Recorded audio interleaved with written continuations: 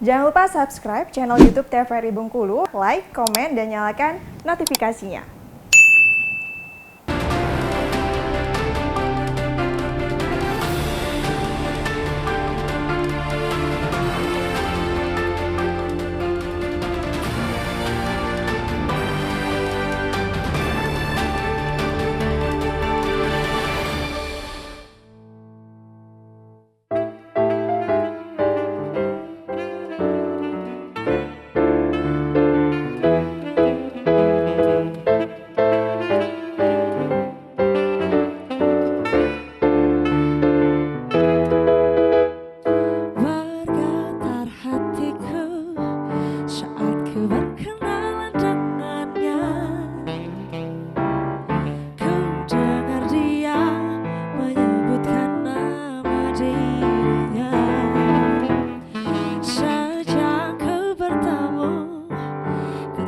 Jatuh hati padanya, di dalam hati telah menjelma cinta, dan bawalah aku selalu dalam mimpimu, oh di langkahmu serta hidupmu. Genggamlah daku kini juga nanti, harapan di hatiku, bawalah diriku selamanya.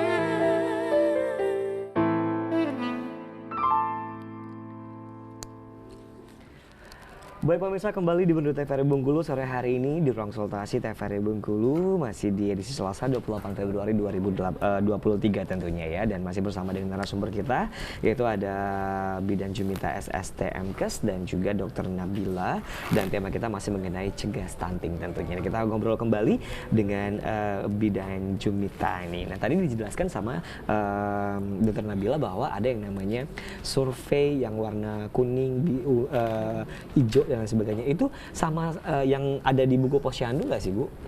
Ya, tentu itu ada namanya tuh buku KIA. Oh, buku KIA. KIA itu buku Okay.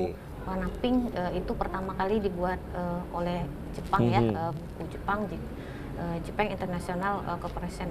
Iya. Terus diperbaiki gitu, dibuat oleh orang Indonesia. Jadi buku itu awal-awalnya untuk cuman pemeriksaan hamil, melihat tumbuh kembang, ada deteksi dini juga, ada tentang nasihat tanda bahaya kehamilan, persalinan, nifas, dan cara pemenuhan tentang masakan untuk makanan tambahan gitu. Jadi lengkap di buku lengkap, itu ya? Okay. Tapi sekarang terbaru direvisi gitu ya, jadi lebih lengkap.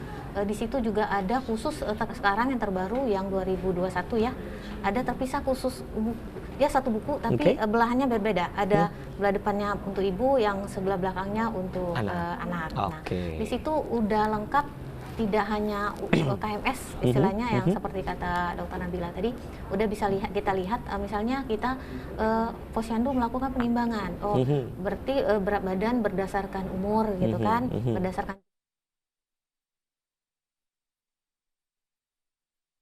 untuk anak laki-laki warna biru.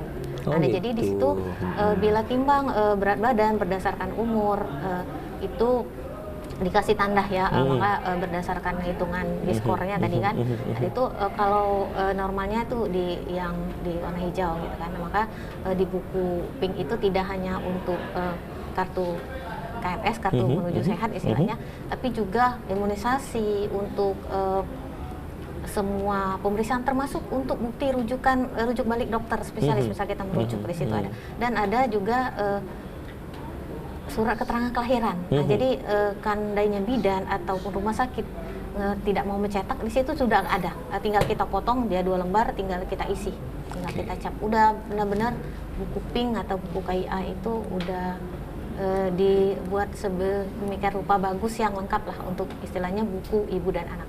Oke, berarti penting banget buku tersebut ya Bu ya, untuk perkembangan dari bayi dan anak saat datang ke Posyandu. Dan nantinya misalnya ada hal-hal yang mungkin perubahan terjadi, itu bisa langsung ditangani dengan baik tentunya ya. Ya, benar. Oke, baik. Nah, tadi Dr. Nabila sudah menjelaskan bahwa tentang mengenai pencegahan stunting dari kacamata dokter. Nah, untuk kacamata dari seorang bidan sendiri, apakah ada pencegahan yang berbeda untuk pencegahan stunting ini sendiri, atau sama atau seperti apa? Oke. Untuk pencegahan stunting itu tentu ada beberapa hal ya yang pasti kita lakukan.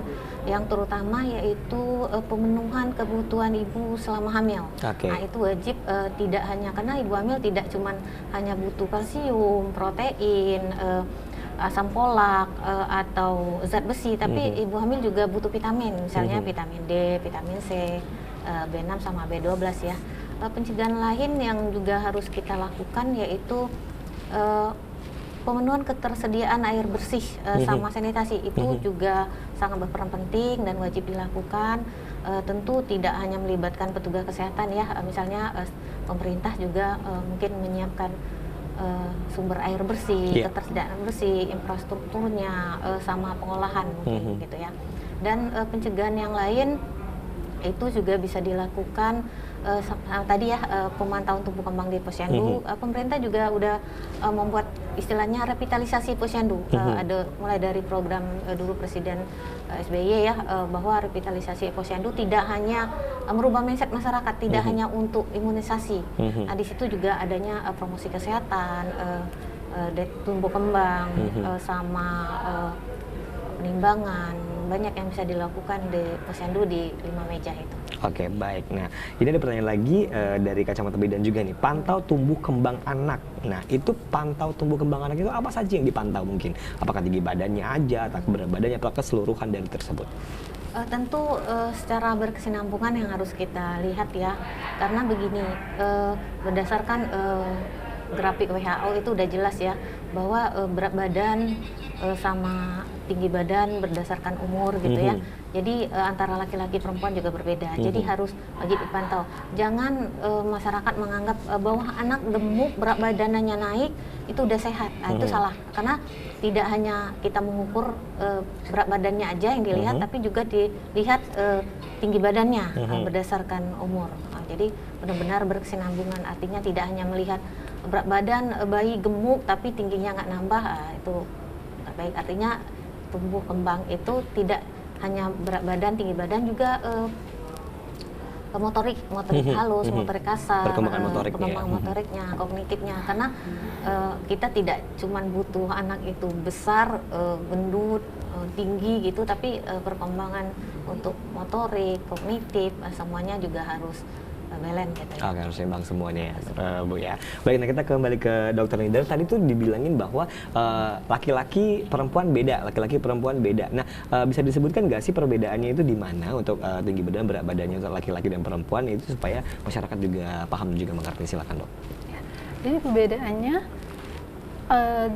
dari segi tinggi, yaitu tidak bisa disamakan. Jadi misal usia 5 tahun di perempuan sekian senti sampai sekian senti, tapi di laki-laki itu bisa beda. Oke, normalnya perempuan berapa? Tuh usia yang misalnya 5 tahun, normalnya berapa tingginya, berapa badannya berapa gitu?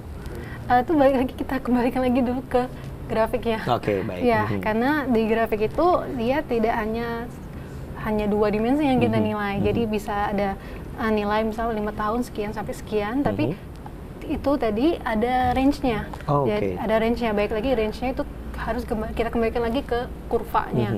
Karena kan kita mulai dari tiga hal, yaitu dari jenis kelamin, usia, dan juga tingginya. Jadi hasil normalnya pun akan dalam bentuk suatu interval, suatu range. Jadi perlu kita kembalikan dulu, kita masukkan datanya ke dalam kurva tersebut. Oke, baik. Nah, untuk kerangka penanganan stunting ini sendiri, ada kerangkanya nggak sih, Dok? Seperti apa kerangkanya? Bisa dijelaskan?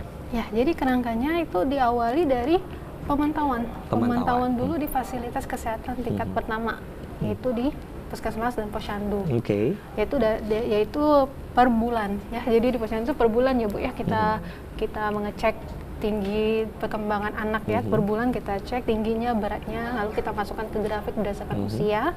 Dan bila dalam 3 bulan tidak ada peningkatan yang sesuai dengan grafiknya, jadi dia tidak ada peningkatan tingginya, maka itu akan kita dari fasilitas kesehatan itu yang tingkat pertama, yaitu puskesmas, itu perlu kita rujuk ke fasilitas kesehatan lanjutan, yaitu berarti ke rumah sakit untuk menemui dari kita di programnya ke spesialis anak. Nah, karena kenapa patokannya itu 3 bulan? Karena stunting itu diawali dari growth flattering, artinya gangguan pertumbuhan. Atau maknanya adalah dalam 3 bulan itu tidak ada penambahan tinggi yang signifikan. Jadi kita patokannya 3 bulan di program. Bila memang tidak ada penambahan, langsung kita rujuk ke spesialis. Nanti disitulah nanti akan dilakukan pengecekan untuk dilihat apa yang menyebabkan gangguannya ini. Dari kita screening tadi tuberkulosis dan juga screening berbagai penyakit untuk melihat apakah ada tanda infeksi. Kemudian kita lihat juga tinggi ibu bapaknya. Karena ada yang namanya tinggi potensi genetik. Jadi kita bisa menghitung. Jadi bila tinggi ibu segini, tinggi bapak segini, maka perkiraan berdasarkan genetik ya, berdasarkan genetik anaknya berapa gitu. Jadi ini untuk melihat dia ini memang perawakan pendeknya karena faktor genetik atau memang ada gangguan dari segi nutrisinya. Jadi kita juga tetap menilai potensi tinggi berdasarkan tinggi ibu bapaknya. Jadi kita screening berbagai penyakit. Nah, habis itu baru kita dapat apa sih penyebabnya. Bila ada penyebabnya, ada memang anaknya ada penyakit, kita atasi penyakit tersebut. Kita berikan terapi sesuai dengan penyakit yang dialami yang bersifat spesifik. Dan setelah itu baru kita atur pemenuhan gizi. Kita kejar ketertinggalan pemenuhan nutrisi sebelumnya. Karena stunting itu sifatnya dia merupakan gangguan gizi yang kronik. Jadi yang jangka panjang. Makanya jadi bila anak stunting itu berarti masalahnya bukan sekedar seminggu 2 minggu terakhir. Jadi berarti dia memang kekurangannya sudah jangka panjang. Dan itu harus panjang juga untuk memperbaikinya gitu ya, Dok. Nah kita punya kita punya public figure nih ya, Dok, ya, seperti Ucok Baba dan lain sebagainya. Itu termasuk karena penyebab stunting ini sendiri atau seperti apa sih, Dok? Bisa dijelaskan nggak sih? Kalau public figure seperti Ucok Baba itu ada gangguan genetiknya. Gangguan genetik, bukan masalah stuntingnya gitu kayaknya. Gitu, baik. Nah kalau gitu masih dulu kita jeda iklan dulu, tetap bersama kami di Brendo TVRI Bengkulu.